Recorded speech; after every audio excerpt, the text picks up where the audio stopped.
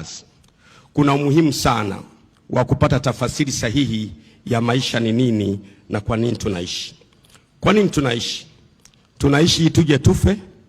Kwa nini tunasoma? Tunasoma ili tuje tufe? Kwa nini tunafanya biashara? Tunafanya biashara ili tuje tufe? Kwa nini tunamiliki mali? Tunamiliki mali baadaye tuje tufe? Hii inanikumbusha msemo ambao sisi Waislamu husema inna lillahi wa inna ilaihi rajiun.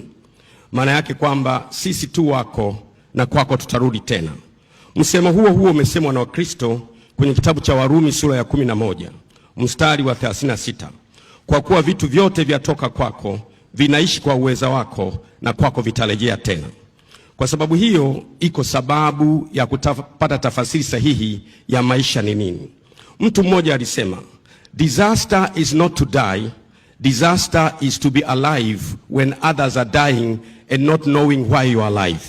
Maana yake janga si kifo, janga ni kuwa hai wakati wengine wanakufa na wewe hujui kwa nini uko hai.